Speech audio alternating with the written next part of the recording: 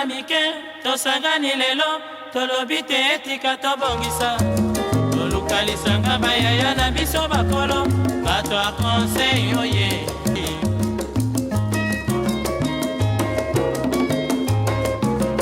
kobongisa mboka eponi motu te moto nyonso na mosala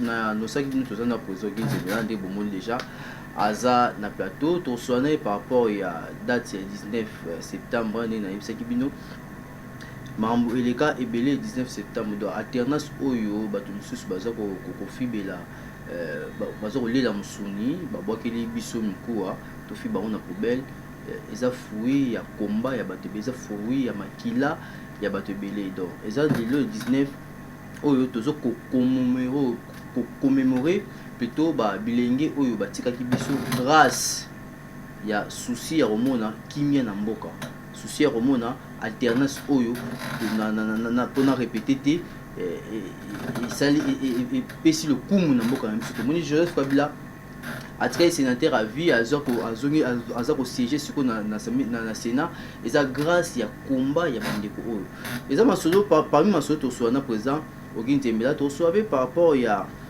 mai o maleka na sénat aza moyi politique epa aza mokambi bilenge apesa point de vue na ye mbote ndeko Okinzebela mbote ndeko Justin bien tosalaki émission oyo euti koleka tolobelaki par rapport ya mambo éducation mais eza na bato ebele bazalaki point de vue na yo te esika olobaki ete charge ya éducation eza mingi na baparent bato ebele vraiment bapartageaki même avis na yo te bon nini oki koloba est-ce que obongisi maloba ou bien otikali kaka lolenge na position na wana po eza bapropos ndeko engagé yo bon oyebi ndeko Justin motu moko oyo azwa 100% ya bavi favorable na opinion na ye azala te eza na bato mosusu kaka bakocontredire mais alors oyo ngai nalobi eza important les papas et les mamans sérieux bayebiki na solo baya solo éducation oyo akombo éducation eza charge ya baparent omoti mwana na yo bandi koéduke ye ti akomi na age moko fo éducation esilaka te même mwana oyo abali tu continues à l'éduquer l'état ayaka en deuxième position je le répète l'état ayaka na deuxième position c'est-à-dire que l'état moto aza koéduke le mwana te yo fo éduke mwana yo l'état ayaka nde mpona correction c'est-à-dire que mwana soki alekeli baboti na ye wande l'état aye po récupérer mwana aéduke ye koéduke ya l'état ezalaka na bafaçon ebele bakokanga mwana yo batie à la police bakangi mwana yo batie na prison pour preuve po mona soki bakangi mwana neti mwana bapete so akuluna soki bakangi ye voilà l'état nde aye en deuxième position kokanga ye par rapport ya éducation oyo araté na ndako na bango ela okanga ye okomona mama o wana ube papa o wana ya ye akeli sur par l'état kofuta mbongo po mwana bima azongela sur même comportement tu vois yango moni na bike no éducation ya malonga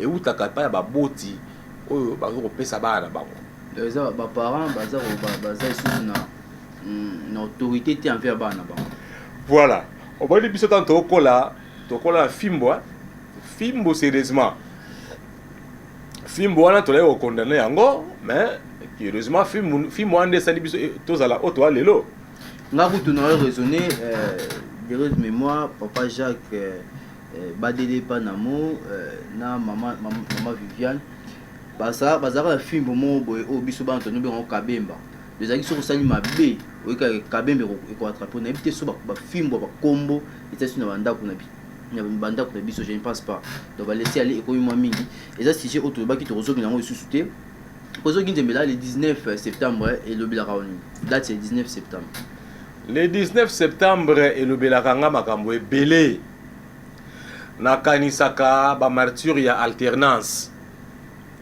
oyo bakufaki mpona alternance ya mboka na biso oyo Kabila akangaka aboyaka parce qu'il ne voulait pas les élections mais eza na bato batelemelaki ye balobi ke non il faut élection ezala alternance esalama bato lokola barossi somona bato lokola barossi wana eza na mama mosusu Thérèse non na ye nde na ye bate me na yebi prénom na ye voilà lokola mama Thérèse Kapangala elle a donné toute une vie pour le taux à la alternance. Mais là aussi, après si vie mobile, mais pas taux à alternance. Na Goma pe ndekolique.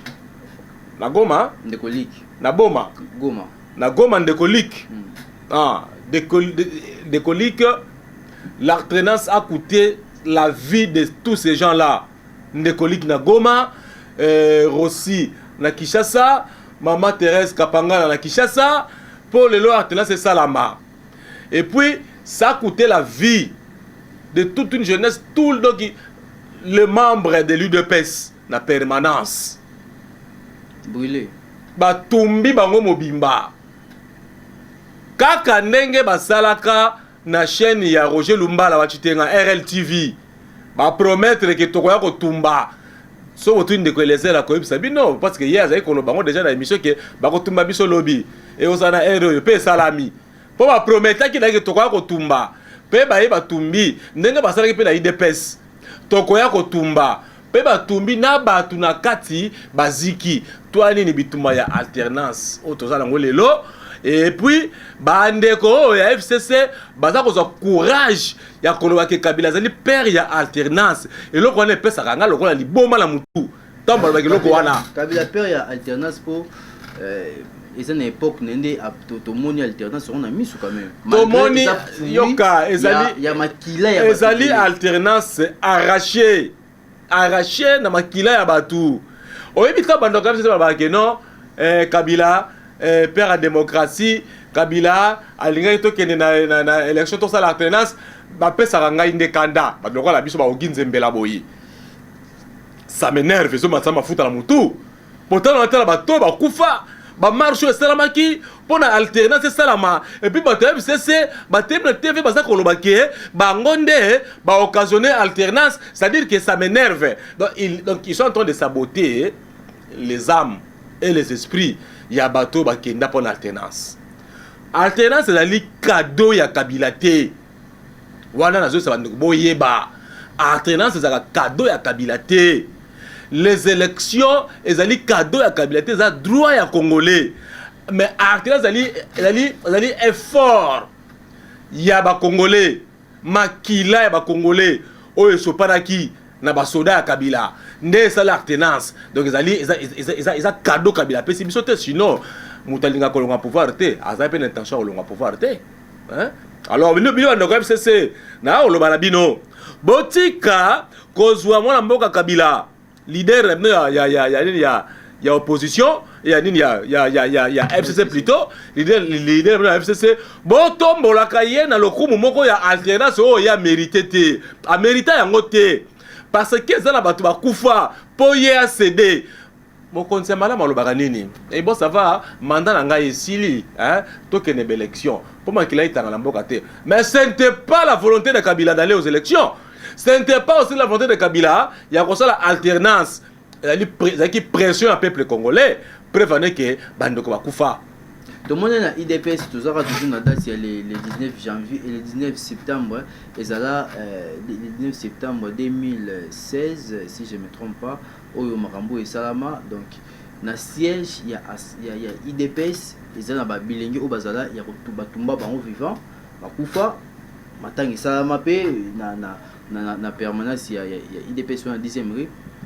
Est-ce que tangu bilenge wana batumba maki tangu IDPS saka attaqué, est-ce que na mutu ya président Félix na mutu ya bakamba IDPS ba pensaka pe que jour que le bon bazope beaucoup bon wana na ebité ngai nazali mutu ya IDPS te mais nazali partenaire ya IDPS nazali partenaire ya IDPS parce que ngai na uta pe na IDPS kuna na ebi vision wana ya IDPS.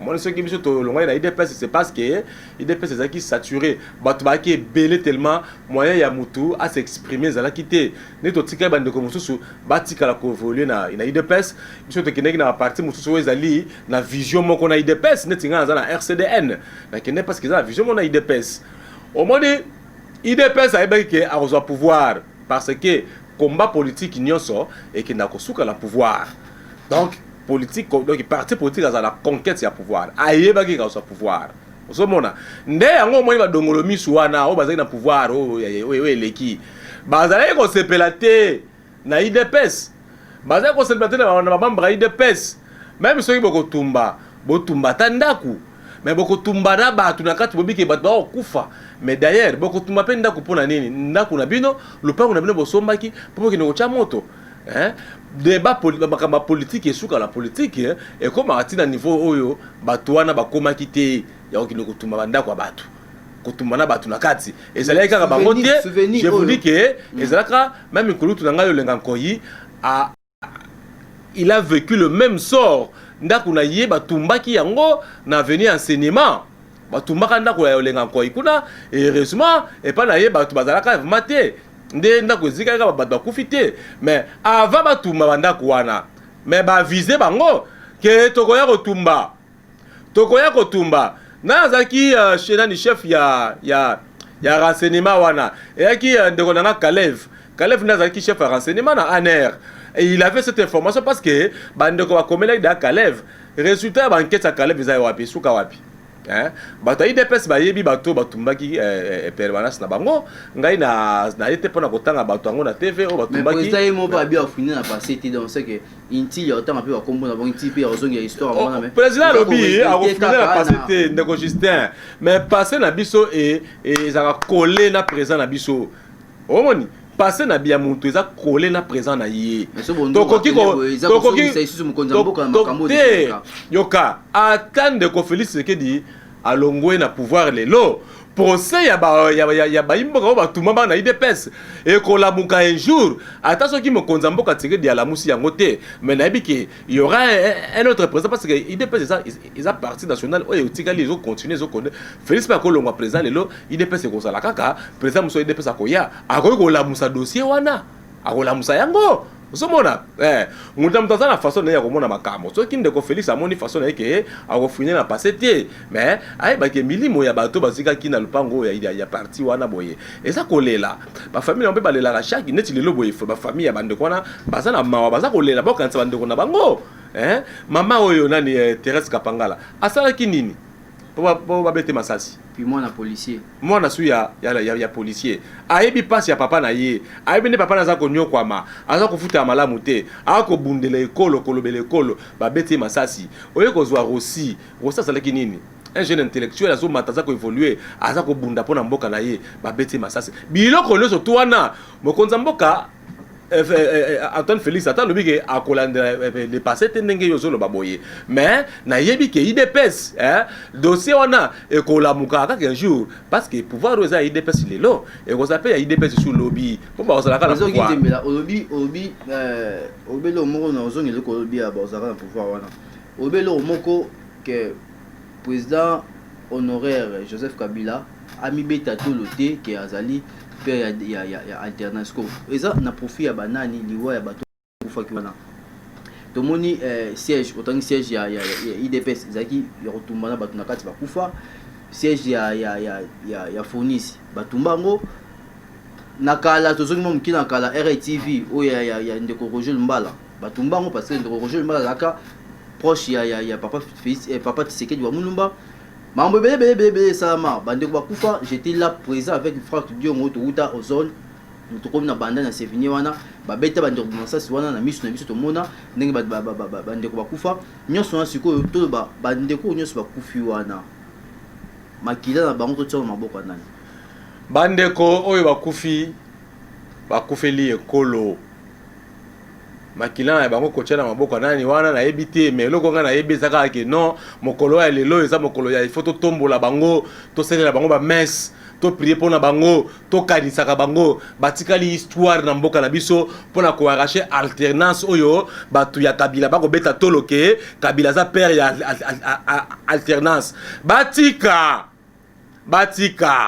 bande ko na biso ya FCC Nako yebisa bino Kabila nano atika kozala père ya alternance te parce que c'est une alternance arrachée qui a coûté le sang des Congolais. Les élections arrachées écoutez ça à Congolais. C'est-à-dire eloko sala ki na volonté ya Kabila ezala quitté pour azaki na posa kolonga pouvoir te na batu na ye balingaka balia ba beefsteak balia ba neni ba salade balia ba hamburger somona balia ba frites balinga balongo fromage na monoko te. Alors peuple congolais oyo atelemaki azoki no boto la bokonze pas Kabila, azoki no boto la atena c'est pas Kabila, azoki no boto la élection et pas Kabila, baza ko sepela te. Alors boti ya kobeta wana zo pesa nga kanda makasi ya boti ya kobeta tolo pe ko kumisa munde ko Kabila ke yena zali père ya alternance aza yango te. Boti ya mutu na mutu place na ye aboyaki na ye makambo élection pe aza ko boya na ye makambo wana po élection de natika omona natika koyoka te esika mo Joseph Kabila l'air azara président de la République aboyaki élection ça matière ndo aura respecter constitution et panique na bino na opposition nde ebomisi ba Thérèse panique na bino na opposition nde ebomisi ba Rossi panique nde ebomisi ba biloko ndeko Justin est-ce que oyebi mandat ya mokonza mboka il fallait que suka ya mokonza ya Kabila il fallait suka na nini pour quelqu'un na ekoka atika il fallait suka na nini sikotala o mbula Roxia kufaki est-ce akufaki na kati ya mbula ya Kabila bande ko musuba kufi wana bakufaki na mbula ya Kabila bakufaki Kabila sa Alexis mandat na ye bande ko musuba kufi Alexis mandat abitika lingite organiser élection o mbongo zate toluka mbongo na Congo bande ko musuba kufaki na Kabila sa mande sili ba netikala bande ko ba okufa kaka ya ozo mona yo kala sayo likambo lobi ke non Kabila atia ko lobate ke alingi be élection te yoka ndeko Justin c'est vrai Kabila na monoko na yaza ko ba ke non akokende na élection est-ce que ando ba respecter constitution Kabila zai ko loba ako respecter constitution. Or, constitution est lobby nini. Et lobby, le président en exercice reste dans ses fonctions jusqu'à l'installation du nouveau président. Bien. Mais, il y a une échéance. Le président en exercice, il faut l'ongwa. Il y a un côté, à l'équimbula, il y a un côté dans Moula Moussousou. Zoyoka, a un côté dans Moula Moussousou, oh, ya yete. Oh, ya yete. Et Sengili, na peuple congolais telemela ye oyebi po oyeba ndoki ezaka ye moko alobate na zana kindoki mais soko talika misala ya ndoki okomona ke mwana akoza na kindoki te toloba kwa mpani eza misala mutu akosala ndezola sake oyo aza ndoki to aza ndoki te eza pe ba intention ya mutu oyo azaki ba intention ya Kabila tango aza na pouvoir ezaki ya kotika pouvoir te ezako za la manifester malgré azokoloba ngai na ko respecter constitution oyebi installation ya président Eliwana et ko ko sabisa ta 10 ans ce que peuple congolais azaki misu makasi te ayaki veillé te ça dit Kabila alinga le ta 10 ans intention ezaki ça la peut 38 ans lokola Mobutu c'est comme si azaki na course na concurrence na Mobutu. C'est comme si la concurrence dans Mobutu, la politique CG Oyo, les catholiques qui vont donner cette là, les politiques vont donner cette là. Parce que les Oyo, qui ont alternance, c'est ça, mon Konzamboka déjà, il y a Kala, à son sénateur à vie, mon Konzamboka, c'est Félix Sekeli, à son Kamamboka, le Lengi Oyo, et Zarokende.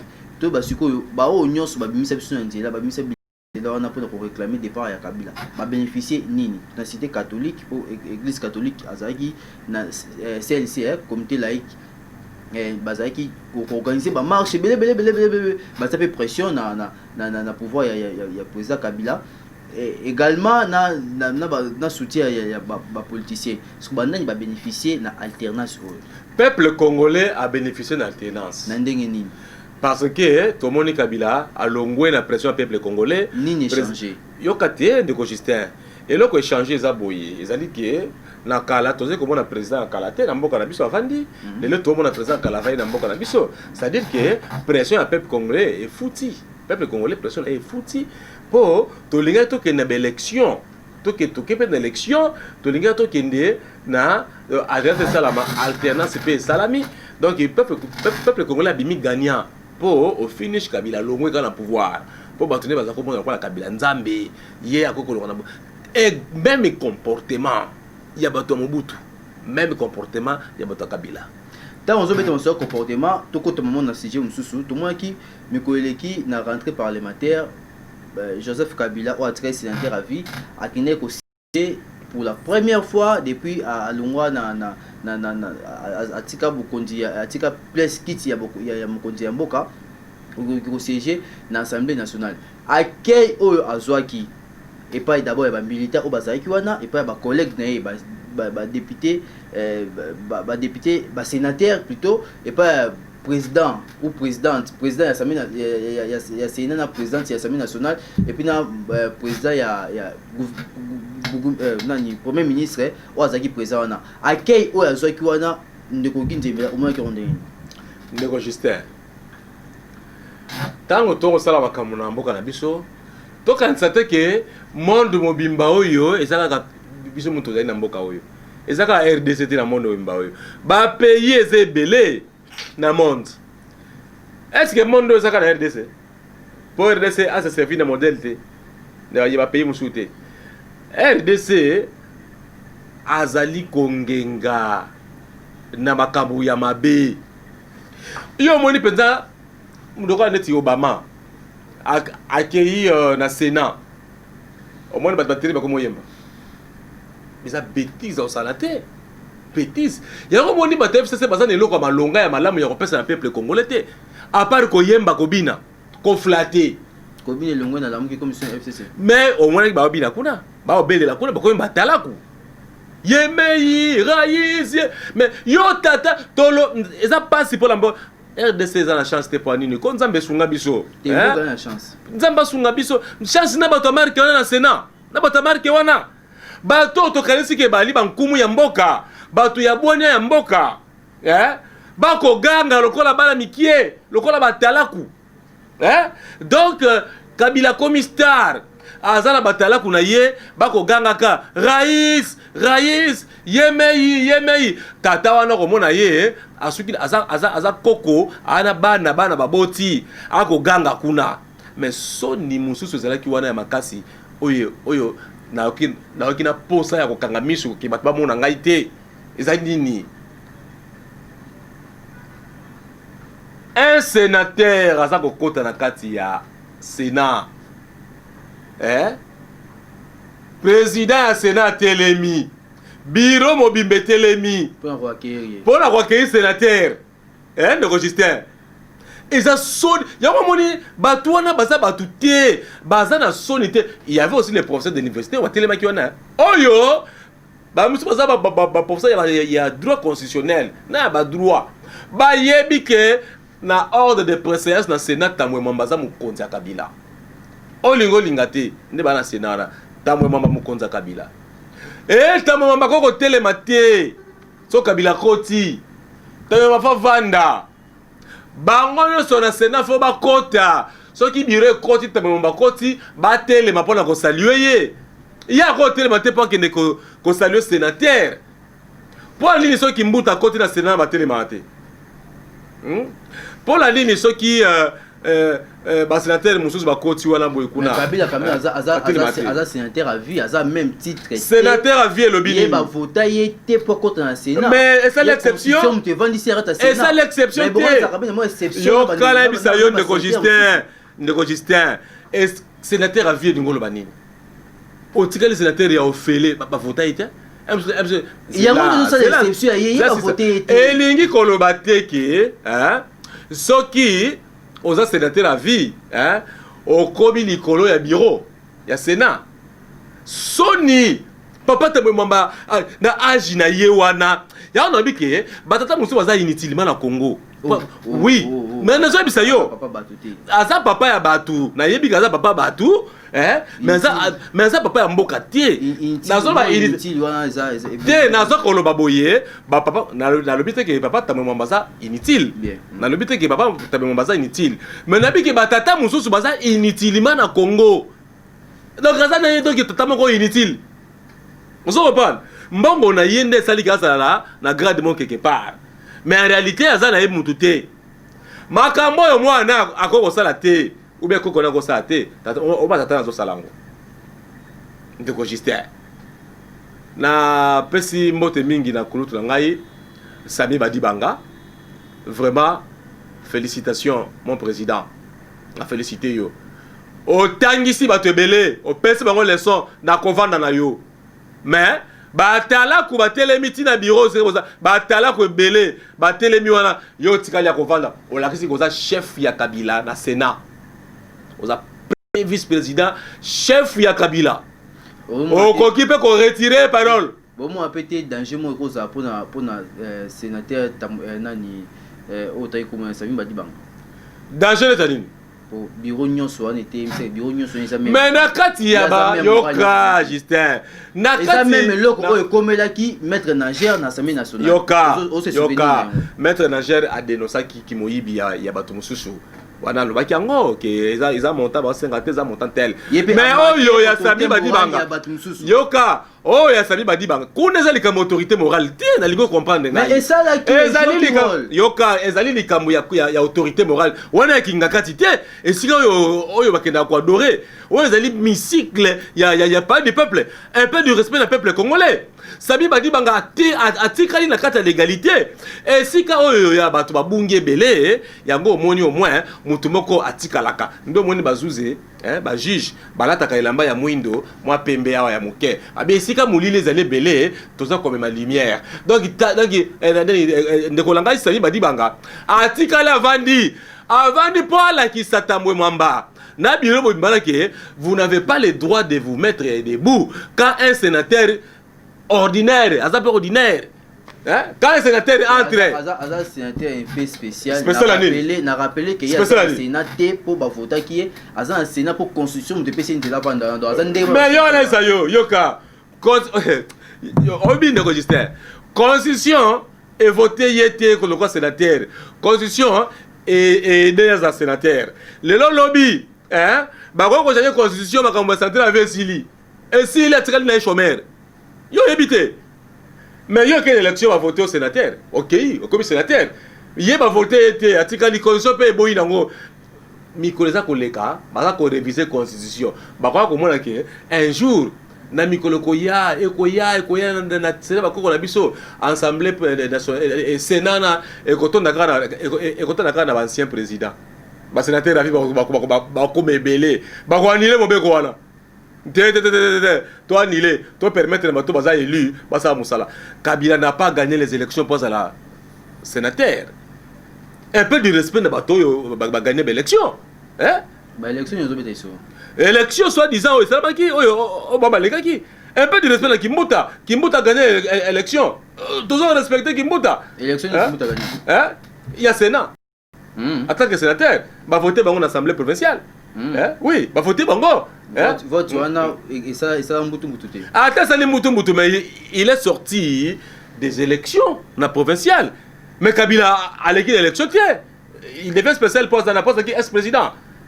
Bako changer l'article dans la constitution, article ex-président a voté 2 fois. Hein? A voté 2 fois, il 2 fois. Na ina contre la matière wala te mais omoni boko yamba mutu na Sénat et puis protocole ya Sénat za protocole il faut ko kanga bango Kabila baké ko tapis rouge sur ordre ya nani même yeba ko tamwe mama so le kana ale ka tapis rouge te donc so Kabila a sur lobby na Sénat ba ko tapis rouge. Sora et lobby landi, bah j'ai tapis rouge.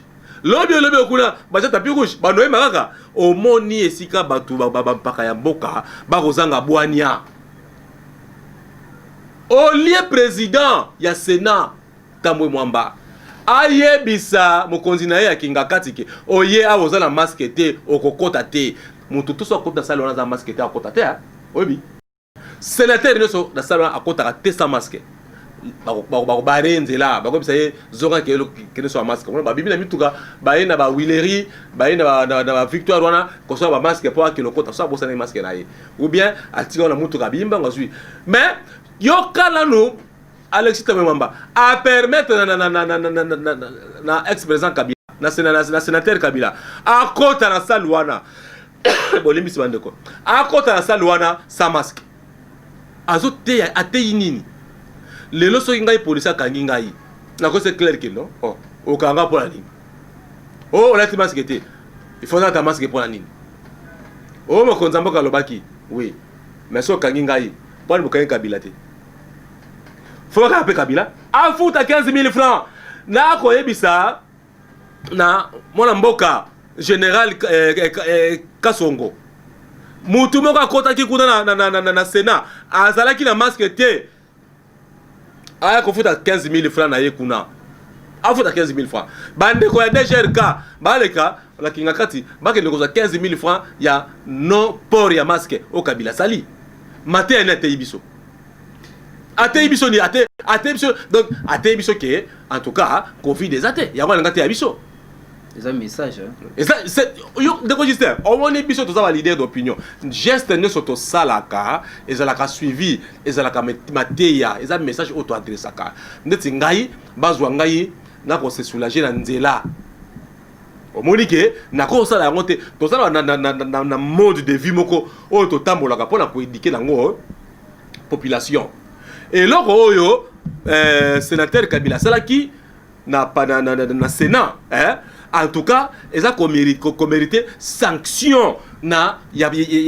Donc, bureau et Sénat, il faut siéger et sanctionner Kabila par rapport au comportement à côté de la carte hémicycle sans masque. Et là, ils ont interdit. Il y a côté qui Alexis Tamemwamba.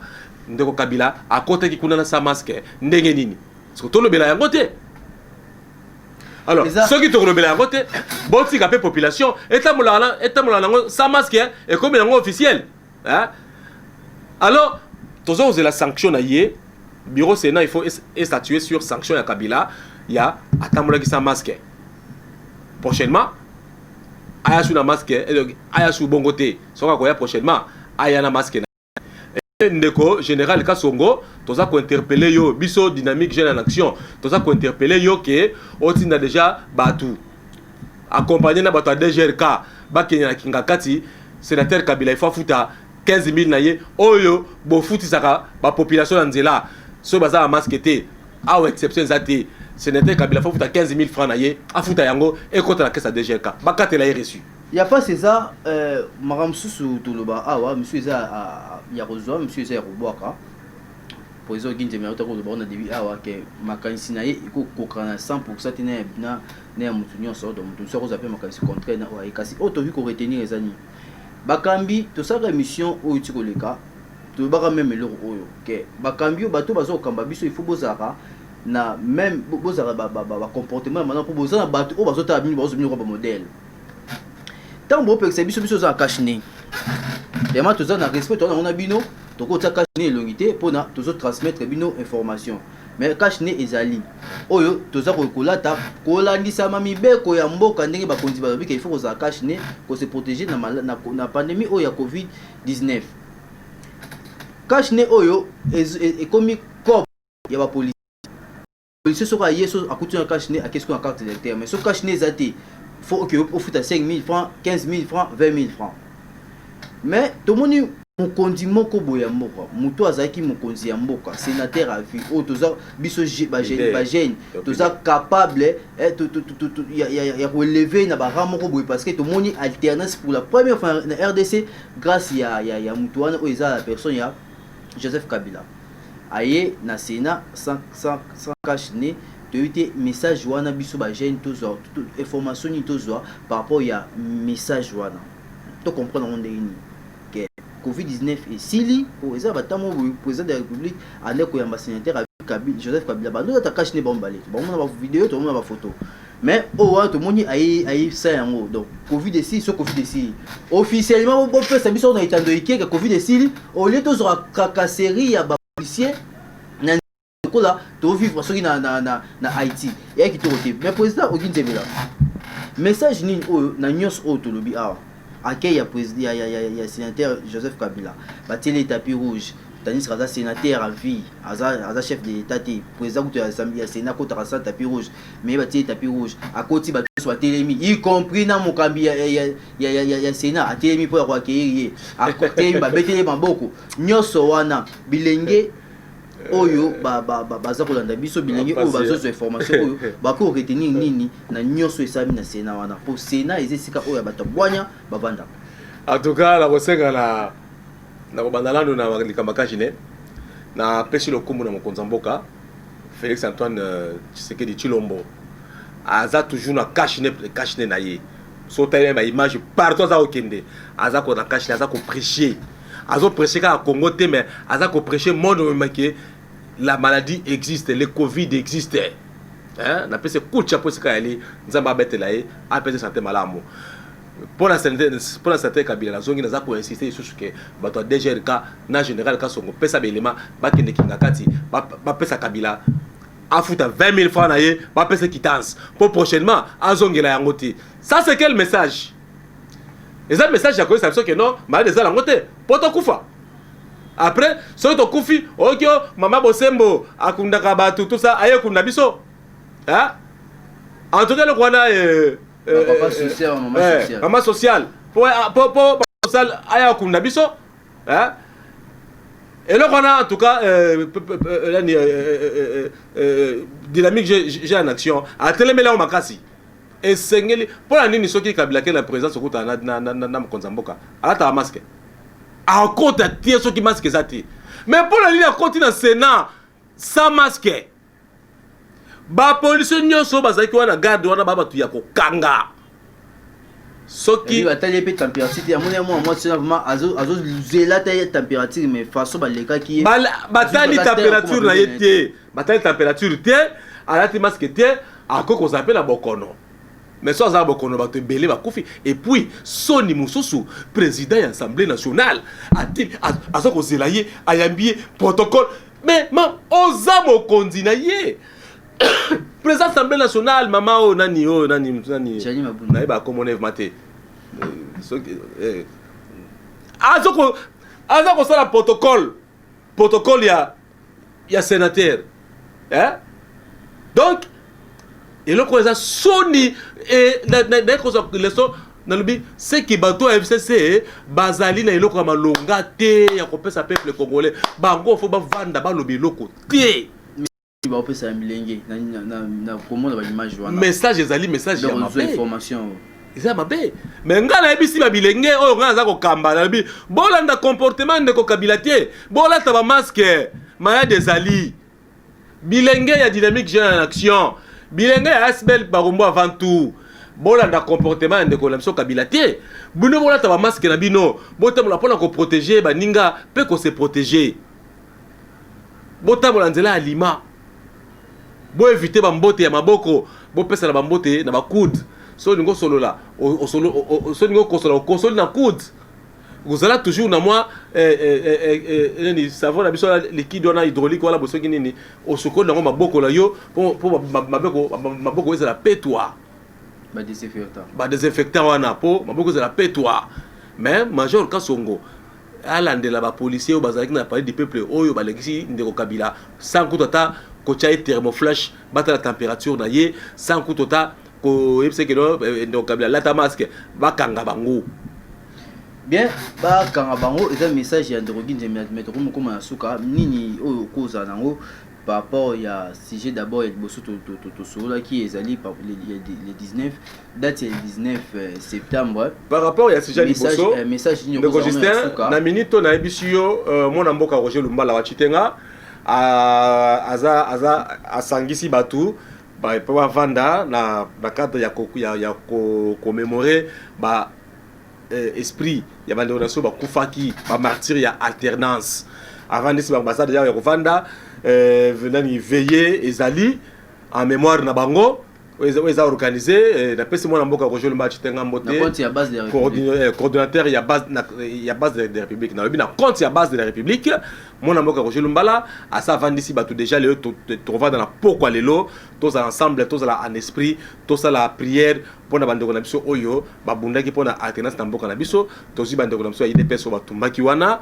tozi maman Thérèse Kapangala tozi ndeko Liki na Goma tozi nani Rossi Mukendi en tout cas jeune belé oyo ba pesa ki vina bango pour na alternance le za na mboka na biso tozana na culte et action de grâce na pourquoi moi mboka Roger Lumbala bengisi batu nyonso surtout oyo ba kosa pe na posa ya kosa la culte wana kozana ensemble le 19 baya to ça la culte na bango ensemble na PCP na kesu ko consoler bande ko IDPS oyo na mawa monde IDPS akipani date yote akipara yango qui par exemple même ndeko Frank Diongo ba ndeko na biso honorable Frank Diongo ye format to tsani marche moka mingi ah na monya komi bosa c'est venu afukami nanga pe ma miso kitai parce que na mona ngana miso na monika ba bo bandeko wana afukami aleli ma miso kiti donc dirait azan souci à se souvenir na date ya lelo voilà mais IDPS on dirait IDPS bon ngana za na partie de PST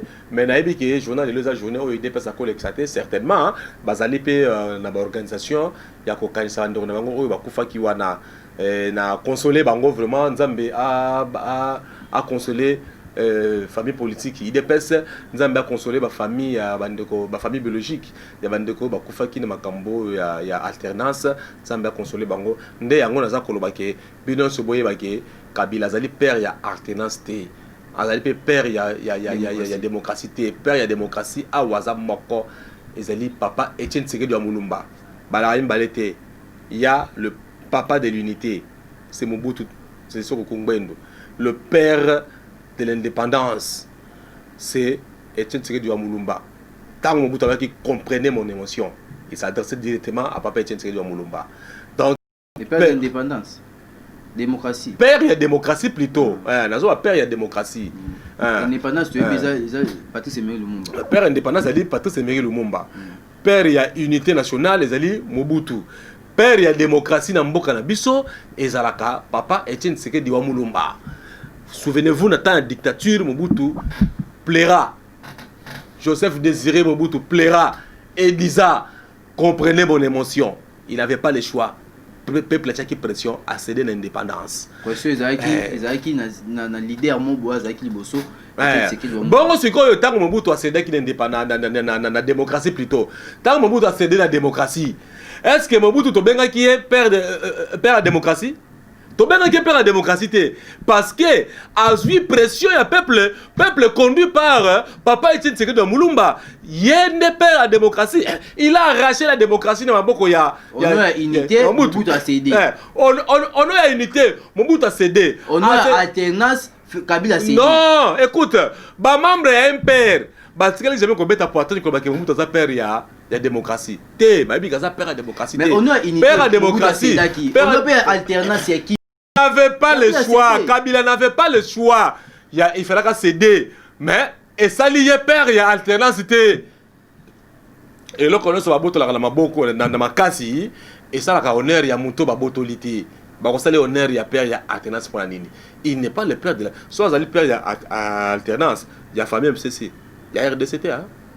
Bien, l'alternance, c'est un effort du peuple congolais. Ce n'est pas un don de M. Kabila. Message nous avons à Bokabo. Nous avons pour le premier sujet de cela qui, par rapport au deuxième sujet, nous avons obligé pour retenir dans le Sénat, il y a ouverture, il y a session, il y a septembre. Bilingue, na zakoseka na bango vraiment bolimbisa ba sénateur oyo basalaki théâtre na kati ya Sénat bolimbisa bango soki exemple ya madame Tokolanda ezali exemple lokola ya kulutu na biso Sami Badibanga ya tikali na kati ya Mobeko atikali na kati ya kibokonzi na ye casquette na ye ya vice-président ya Sénat ako télématé devant un sénateur donc ba culture ya pamba ya comique kitisa ndengona ya koyeba valeur ya mutute et sengeli bilenge to adopter yango tu côté à bino que beau garder ma valeur na bino et si ba tio soza chef de bureau oza otikali chef de bureau ata agent na yo azali mwana ya inspecteur ou mwana ya directeur général ce qui a côté sengeli na hôtel maté sur le plan administratif oza mo continuer au vendre yende fa ko saluer yo mais papa ozo tambo mwamba ami qui dit na niveau ya C ya okinde ko yamba Kabila et tikali ga yambe na nzoto a pese ba bise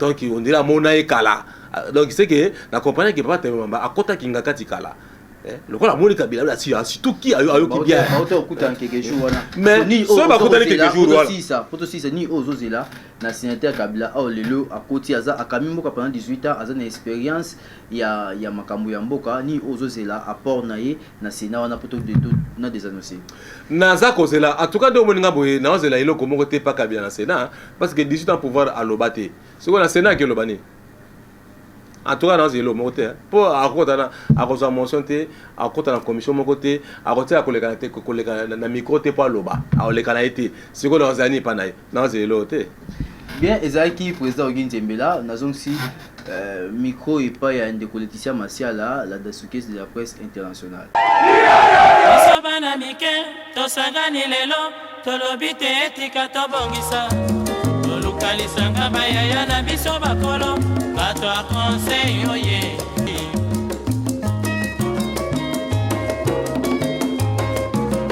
kobongisa mboka eponi motu te moto nyonso na mosala aha